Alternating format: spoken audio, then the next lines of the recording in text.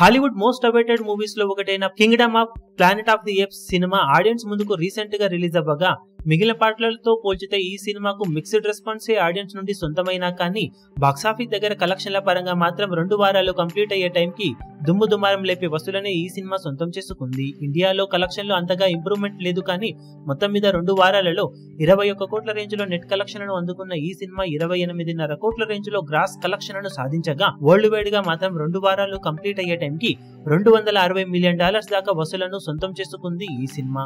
Indian కరెన్సీలో చెప్పాలి అంటే ఆల్మోస్ట్ 2150 కోట్ల రేంజ్ లో గ్రాస్ వసూలను ఈ సినిమా ఇప్పటి వరకు సొంతం చేసుకోవడం విశేషం. మళ్ళీ 3వ వీకెండ్ నుండి సినిమా జోరు చూపించే అవకాశం ఉండటంతో లాంగ్ రన్ లో ఈ సినిమా $400 మిలియన్ వైపు పరుగులు పెట్టే అవకాశం ఉందని అంచనా వేస్తున్నారు. 2వ వారంలో మంచి జోరునే చూపించడంతో ఇండియాలో మాత్రం వీక్ అయినా కానీ మిగిలిన చోట్ల స్టడీగానే కలెక్షన్లు సాధిస్తున్న ఈ సినిమా వరల్డ్ వైడ్ గా బాక్సాఫీస్ దగ్గర ఓవరాల్ గా మంచి కలెక్షన్లతోనే రన్ కొనసాగిస్తూ వెళుతూ ఉంది. ఈ వీక్ లో మ్యాడ్ మ్యాక్స్ మూవీ రిలీజ్ అవ్వడంతో కలెక్షన్స్ ఇంపాక్ట్ ఉంటుందనుకున్న చిన్నపిల్లలు ఇప్పటికీ ఈ సినిమాను చూడడానికి ఎగబడుతూ ఉండటంతో స్టడీగా కలెక్షన్లు ఉండే అవకాశం ఉందని అంచనా వేస్తున్నారు.